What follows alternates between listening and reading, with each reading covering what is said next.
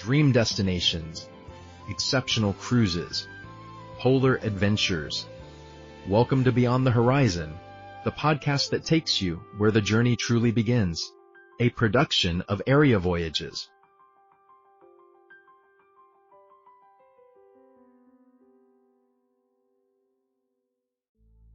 Have you ever visited a city that felt just incredibly ancient, but also vibrantly, unmistakably young at the exact same time? It's a really rare combination, yeah. Like where you have 9th century Viking foundations sitting right next to the most electric, spontaneous social culture on Earth.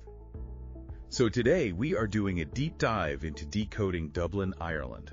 And it is a city defined by that exact tension. You know, usually a European capital leans really heavily into being one of two things.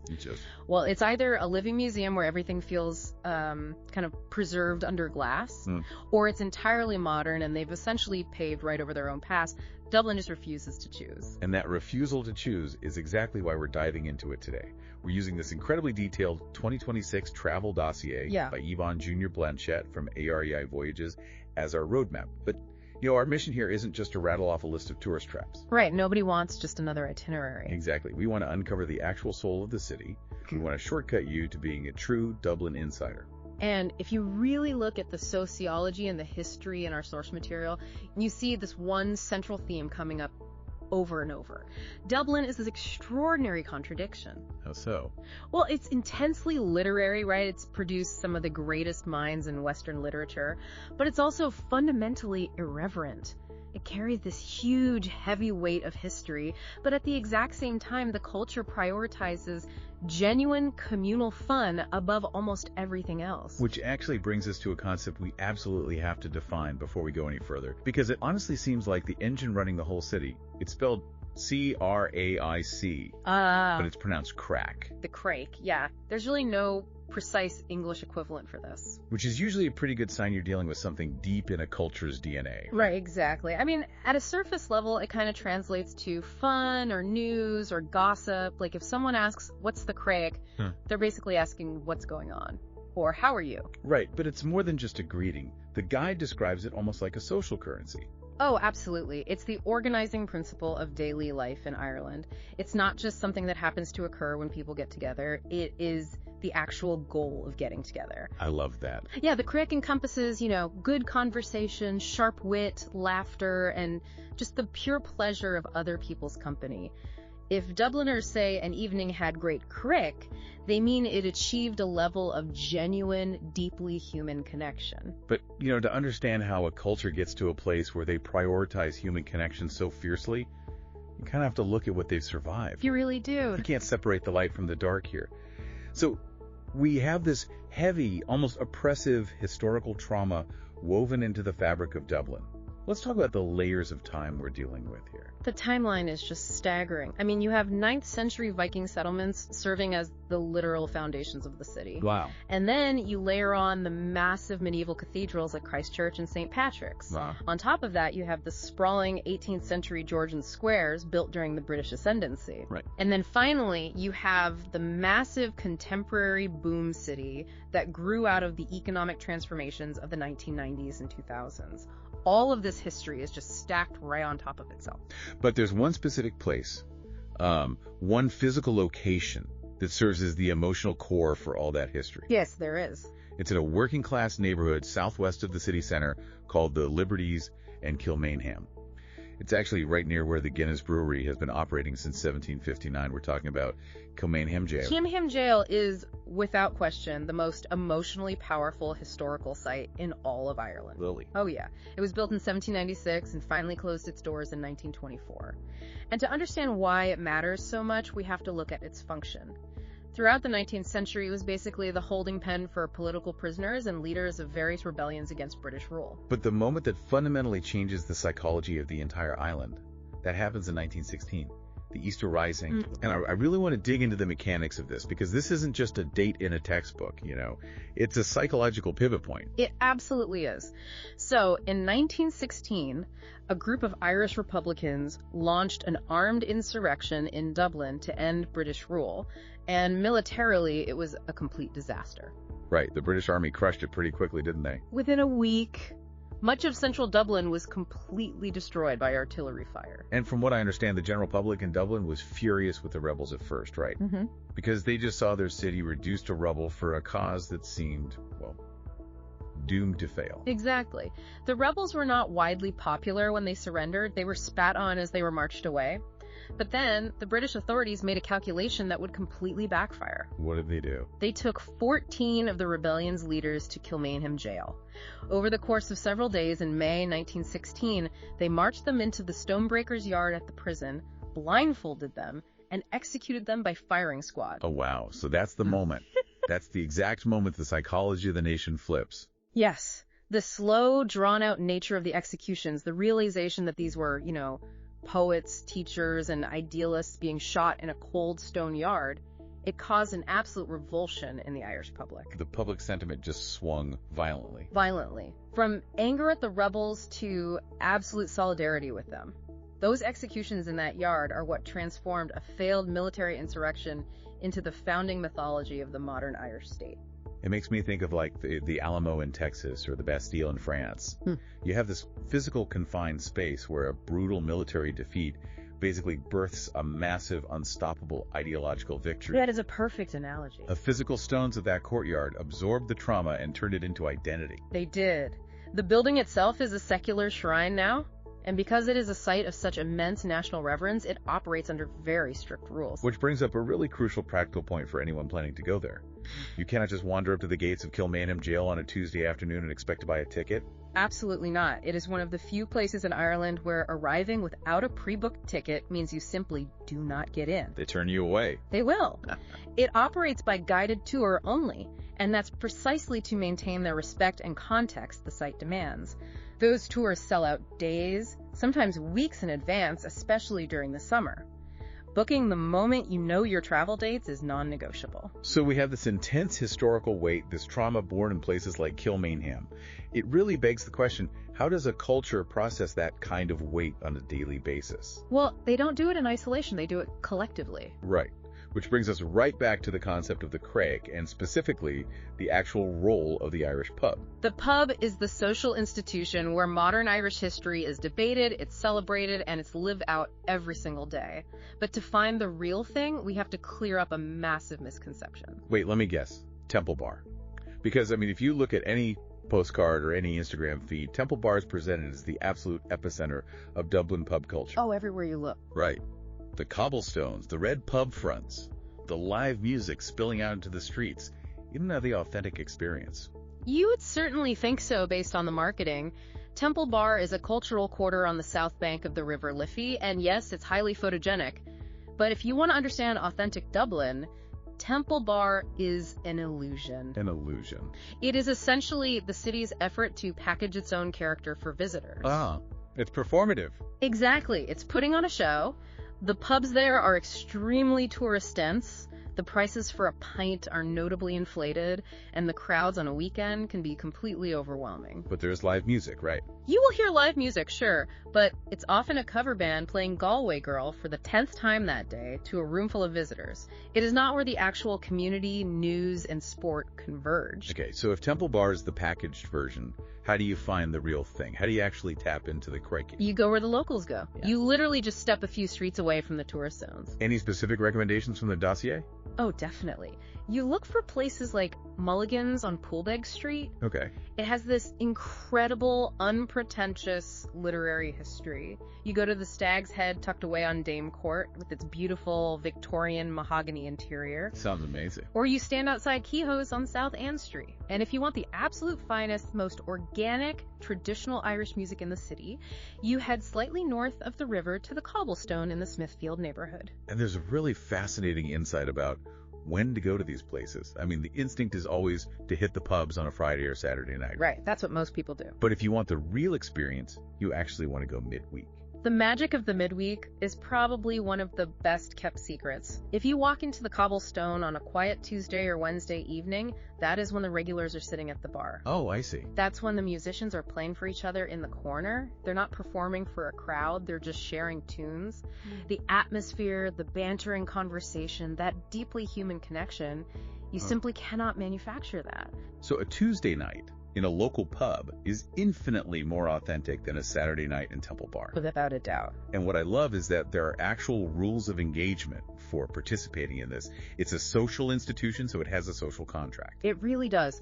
First off, you almost always order at the bar. There is rarely table service in a traditional pub. Good to know. Second, tipping the bartender for every drink is not the norm in Ireland. You pay the exact price of the pint. But the most important rule, the absolute pillar of pub etiquette, is the concept of rounds. Yes. I find the psychology of rounds so interesting. It's not just a drinking game. It's an equalizer, right? Completely. If you fall into conversation with a local or even just with your own group of friends and someone buys you a drink, you must buy one back when it is your turn. It's mandatory. It's an unspoken ledger of reciprocity. It signifies that everyone in the group is equal, everyone is contributing to the shared experience. The craic is the goal, and buying rounds is how you invest in that shared goal. It totally removes that awkward transactional tension at the end of the night where everyone is like calculating their own bill on their phone. You just take care of each other. Exactly. Now, we obviously can't talk about the social mechanics of the pub without talking about what fuels it. The liquid culture. And in Dublin, liquid culture is synonymous with one specific, incredibly famous export. Guinness. Specifically, the Guinness Storehouse at St. James's Gate. Now, looking at the sheer scale of this place, it's built right into the original 1904 fermentation plant. It's massive. But I think a lot of people might assume it's just a standard factory tour where you look at some stainless steel vats and walk away. That is a critical distinction to make. It is absolutely not a technical brewery tour. You aren't getting a lecture on the chemistry of yeast strains. The Guinness Storehouse is an immersive cultural experience. It is a 7-story exploration of how a single beverage shaped the economic and cultural identity of an entire city. It's more like a secular cathedral dedicated to stout. That's a very accurate way to frame it, because it focuses on the cultural footprint, the advertising history, the coopers who made the barrels, and the families who worked there for generations. It appeals to everyone. So even non-drinkers would enjoy it? Oh, absolutely. Even people who don't drink alcohol find it to be one of the most compelling museums in the city because it really tells the story of Dublin's working class. And then you reach the top, the 7th floor, the gravity bar. Yes. A 360-degree glass drum sitting above the city skyline. I can just imagine the psychological impact of that. You've just spent all this time learning about the heavy history of the city at Kilmainham. You've learned about the working class roots at the storehouse. And then suddenly you're elevated above it all, looking out over the spires and the River Liffey, holding a pint that is universally considered by visitors to be the best they've ever tasted. You're drinking it at the source, looking at the city that built it. It is the most visited attraction in Dublin for a reason. And just like Kilmainham, you absolutely must book your entry in advance. Right, mandatory booking. But, while stout is the giant of Dublin, there is a very important counterpoint to it, and that is Irish whiskey. Right. And this brings us back to the Smithfield neighborhood, where we mentioned the Cobblestone Pub earlier. Exactly. Just across the Cobblestone Square from that pub is the Jameson Distillery on Bow Street. Now, do they still distill there? They don't actively distill the massive volumes of commercial whiskey there anymore that moved to Cork in 1971, but the original site operates as an incredible visitor experience. And what I find so valuable about experiences like that is the comparative aspect. Like, they don't just hand you a glass, they do a guided tasting where you compare Irish whiskey side by side with Scottish whiskey and American bourbon. Right. It's an education in mechanics. You learn why Irish whiskey tastes the way it does. The fact that it's typically triple distilled, which gives it a remarkably smooth, accessible profile compared to, say, the heavy peat of a Scotch or the sweet char of a bourbon. That makes a lot of sense. And it's a perfect precursor to walking across the square and listening to traditional music. Okay, so we've covered the history, the pubs, and the pints. But if we stop there, we're doing a massive disservice to the city. The craic doesn't just produce great conversations in pubs, it produces actual genius. We have to talk about the mind of Dublin. We do. The literary heritage of this city is wildly disproportionate to its size. I mean, it is a UNESCO city of literature. And when you look at the names associated with it, it's staggering. Jonathan Swift, Edmund Burke, Oscar Wilde, George Bernard Shaw, Samuel Beckett, W.B. Yeats, J.M. Synge, and of course James Joyce. I want to zero in on Joyce for a second because I think he's the ultimate proof of how the culture shapes the art here. Why did this specific city produce so much brilliance? It comes right back to the acoustic environment of the city. Dublin is a city of words, the constant sharp, witty dialogue of daily life, the storytelling tradition of the pubs. It acts as an incubator. So the environment itself creates the writers. Exactly. When you read James Joyce's Ulysses, you aren't just reading a novel. You are hearing the exact rhythm, the cadence, and the overlapping conversations of a Dublin pub. The craic literally provided the raw material for modernist literature. Wow. And the physical manifestation of all that intellectual weight is anchored right in the city center at Trinity College, which was founded back in 1592. Yes. And while the campus itself is beautiful, the true pilgrimage site is the long room of the old library. I've seen photos of this room, and awe-inspiring doesn't even cover it. It's a 65-meter-long, barrel-vaulted hall lined with 2 stories of dark oak bookcases. It's breathtaking. It holds 200,000 of the oldest books in existence. You can practically smell the centuries of thought. And it houses the Book of Kells, an illuminated manuscript of the 4 Gospels created by Celtic monks around the year 800 AD. It is one of the finest surviving examples of medieval European art. But there is a very specific strategy for experiencing this. Right, because standing shoulder to shoulder with 500 other people at 2 in the afternoon kind of ruins the monastic vibe. Completely ruins it. You must book a timed entry, but the real insight here is to secure the very first slot of the morning. The first slot? Yes. Walking into that vast ancient hall in the quiet of the early morning before the crowds descend is a profoundly different, almost spiritual experience. Speaking of profound experiences, there are 2 museums that capture the memory of the Irish people in completely different ways. The first one is EPIC, the Irish Emigration Museum, located in the North Docklands. EPIC is crucial because it tackles the defining trauma and triumph of the Irish people, which is the diaspora. It's housed in these really evocative, vaulted stone cellars that used to hold wine and tobacco. Oh, that's cool. But the story it tells is about the 10 million people who left the island over the last 2 centuries. 10 million people. That number is just hard to comprehend.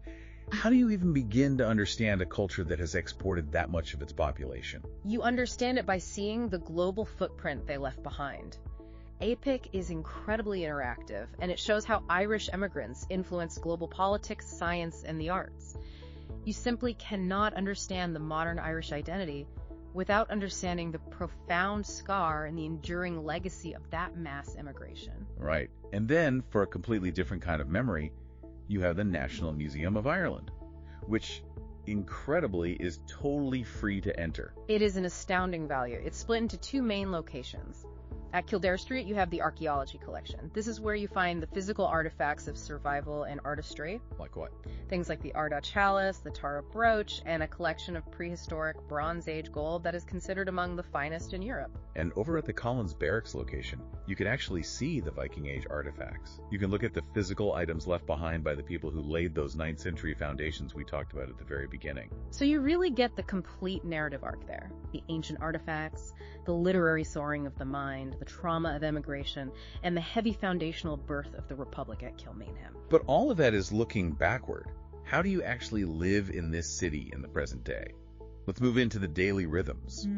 The neighborhoods, the streets, and something I'm very eager to talk about, the food. Dublin is a remarkably compact, walkable city. You can cross the core of it in about 30 minutes, but the vibe changes drastically depending on where you walk. Give me an example. If you want the elegant, classic 18th century feel, you walk the Georgian squares of Marion and Fitzwilliam with their famous colorful doors and perfectly uniform brickwork. But if you want to see where the modern creative class actually spends their weekend, you head south of the Grand Canal to Portobello. It's got this incredible independent cafe culture, vintage shops, and a genuinely local Saturday morning farmers market. And for the kinetic energy of the city, you walk Grafton Street, which is the main pedestrianized artery. This is where you find world-class buskers performing every day, and it leads you right up to St. Stephen's Green, the Victorian park where Dubliners retreat for their lunch breaks. Okay, wait, we need to stop right here because we have to talk about food. Yeah. And I had this exact misconception before diving into this material. Let's destroy the outdated stereotype of bad Irish food. You know, the boiled cabbage and gray, overcooked meat. Oh, that stereotype is completely dead. Thank goodness. The culinary scene in Dublin underwent a massive evolution, really beginning during the Celtic Tiger economic boom of the late 90s, but maturing incredibly in the last decade. Chefs started looking at what Ireland actually produces naturally. Right. The raw ingredients are world-class. You have cold water, Atlantic seafood, grass-fed beef and lamb roaming on incredibly lush pastures, and some of the highest quality dairy in the world. Exactly. And now they're applying high-level culinary technique to those ingredients. At the very pinnacle, you have places like Chapter 1, a Michelin-starred restaurant located in the basement of a Georgian townhouse, which pairs modern Irish ingredients with flawless French technique. Wow. Or Dax, near Marion Square, which is this fantastic, atmospheric basement bistro known for an unbelievable wine list and cheese course. And for something that feels deeply rooted in the city's literary soul, there's the Winding Stair. It's a restaurant set above a famous independent bookshop overlooking the River Liffey, serving really elevated, honest Irish cooking.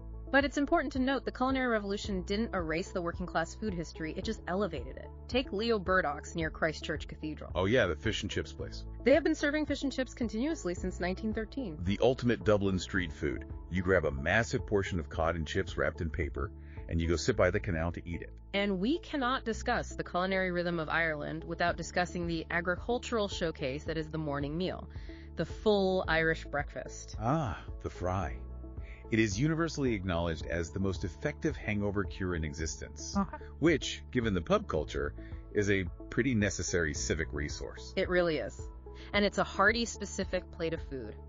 Rashers, which is bacon sausages, black and white pudding, a fried egg, grilled tomato, mushrooms, and toast or brown bread. Where's the best place to get it? To find a benchmark version of this, you head to Oxman Town in Smithfield. Or, if you want your breakfast served with a side of 1920s Victorian elegance, you sit in Bewley's on Grafton Street, surrounded by stained glass windows designed by the famous artist Harry Clark. Okay, so we know what to eat, where to drink, and what to see. But the massive question for anyone actually planning a trip is, when do you go? Yeah. How do you handle the famously unpredictable Irish weather? You handle it philosophically. Philosophically. Yes. The Irish mentality is that there is no bad weather, only bad clothes. I love that. You pack layers, you bring a light waterproof jacket, and you accept that it might rain 4 times in one day, but rarely for more than an hour at a time. The rain is the mechanism that creates the incredibly vibrant green landscape. You can't have one without the other. That makes sense. But if we're picking the absolute optimal time, the consensus seems to point to spring, specifically March through May. The temperatures become mild, the days start getting significantly longer, and the city kind of wakes up. And spring contains the absolute epicenter of the cultural calendar, which is St. Patrick's Day on March 17th. Now, in a lot of places around the world, St. Patrick's Day is just, an excuse to drink green beer for an afternoon. But in Dublin, it's an entirely different beast. Oh, it is a week-long festival. A whole week. The entire city transforms. It's parades, massive cultural exhibitions, live music everywhere, and the city is at its most overtly celebratory. For a traveler with flexible dates, targeting the week of St. Patrick's Day provides an atmosphere that simply cannot be replicated at any other time of year. Though it's worth noting that autumn, September, and October is a gorgeous time to visit too. The light hits the red brick of the Georgian squares differently, and the early evenings make those traditional pubs feel incredibly cozy. Definitely. So, you've absorbed the city, you understand the trauma of Kilmainham, the joy of the craic and the pubs, the literary history, and the food. Now you are ready to use Dublin for its secondary but equally vital purpose. Yes, Dublin as the gateway to the Emerald Isle. Because of its location on the East Coast, the entire rest of the country is highly accessible from the capital. You really don't even have to go far to see a drastic change in the landscape. Less than an hour south of the city, you enter the Wicklow Mountains. The contrast is shocking. You go from a bustling European capital to wild, sweeping, heather-covered mountains almost instantly. And tucked right into a glacial valley in those mountains is Glendalough. It's a 6th century monastic settlement founded by St. Kevin. Right. You have this ancient stone round tower standing between 2 dark lakes. It is the definition of atmospheric isolation, and you can see it and be back in Dublin for dinner. Or, if you want the influence of the sea, you take the DART train just 30 minutes north to the Howth Peninsula.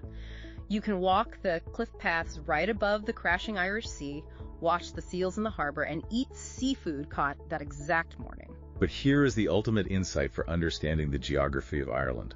Don't just do day trips. Use Dublin as your intellectual anchor. Get your historical context at the museums, understand the social culture, and then rent a car and embark on a 7 to 10 day circuit of the island, specifically targeting the wild Atlantic Way on the west coast. A rental car unlocks the actual mechanics of the landscape, because when you drive 2.5 hours west from Dublin to Galway, you aren't just crossing miles, you are crossing geologies. Galway is amazing. It is. It's a bohemian artistic city that serves as the gateway to the stark, windswept beauty of the Aran Islers and the Connemara region. And as you drive south along the coast into County Clare, you hit the cliffs of Moher. Now, these aren't just pretty cliffs. They rise a sheer, vertical 214 meters straight up from the churning Atlantic. And to get there, you drive through the Burren. The Burren is fascinating. It's this massive, exposed, karst limestone landscape. It literally looks like the surface of the moon. And when you drive through it, you finally understand the isolation of the West Coast. How do you mean? Well, you understand how the harsh, otherworldly geography of the West kept ancient Irish traditions and language intact, completely contrasting with the urbanized, historically British-influenced east coast of Dublin. Oh, that makes so much sense. And then you keep heading south about 2.5 hours from Dublin, and you hit Cork. Cork is widely considered the culinary capital of the South, and it sits right on the doorstep of the massive mountainous peninsulas of Kerry, including the famous Ring of Kerry. And you can easily pivot north as well. Just 2 hours up the road from Dublin is Belfast, the capital of Northern Ireland. You can stand on the very slipways where the Titanic was built and explore that incredible museum, and then trace the Antrim coast up to the Giant's Causeway. That's the crazy geometric expanse of interlocking basalt columns left over from ancient volcanic fissures, right? Yeah. What's so brilliant about this strategy is that Dublin acts as the key. You don't just look at the cliffs of Moher or the mountains of Kerry as pretty scenery. You understand them as the geographic walls that shapes the people whose stories you learned in the capital. Dublin gives the rest of the island context. It connects the natural landscape to the human experience. We have covered a massive, massive amount of ground today. We started by standing in the cold, heavy stones of Kilmainham Gaol, tracing the exact moment a nation's mythology was forged. We explored how the trauma of that history and the massive scale of emigration gave birth to the psychological necessity of the craic. We learned that you bypass the performative streets of Temple Bar to find that authentic connection on a Tuesday night in Smithfield. We climbed 7 stories to look out over the city from the Gravity Bar. We breathed in the 1,200-year-old air of the Book of Kells, and we completely dismantled the myth of bad Irish food. And we mapped out how this city, bursting with literary genius and complex history, serves as the ultimate launchpad to explore the wild extremes of the entire island. It truly is a city of extraordinary contradictions. And that leads me to a final thought I want you to sit with today. Oh, lay it on us. If we pull back and look at the entirety of the sociology, the history, and the culture we've unpacked, there is a profound, almost poetic paradox at the very heart of Dublin. Think about the mechanics of what we just learned. You have a city whose greatest modern asset, its defining characteristic, is its magnetic craic. Right. It's an unparalleled ability to draw people in, to make them linger, to celebrate the sheer communal joy of just existing in a room with other people. It is a culture built entirely on the gravity of gathering. That pulls you in and makes you never want to leave. Exactly. Yet, as the Epic Museum so powerfully demonstrates, this is also the capital of a nation that was fundamentally shaped by the trauma of 10 million people leaving. Yeah. It is a culture birthed from mass exodus, from the tearing apart of families, from empty chairs at the table. That is heavy. So consider that tension. Dublin is a city defined equally by those who were forced to say goodbye, and those who now travel from across the globe just to say hello. It is the joy of the craic that heals the historical scar of the departure. Wow. The joy of the craic healing the scar of the departure. That gives me chills. That is the perfect, profound note to end on. Thank you for joining us on this incredibly deep dive to decode the soul of Ireland's capital. Keep digging into your own curiosities, keep pushing past the tourist traps to find the real story, and until next time, keep diving deep. You've been listening to Beyond the Horizon, the podcast by Area Voyages. The full article for this episode is available at www.areavoyages.com. Remember to like, share the podcast, and leave a review to help promote our work.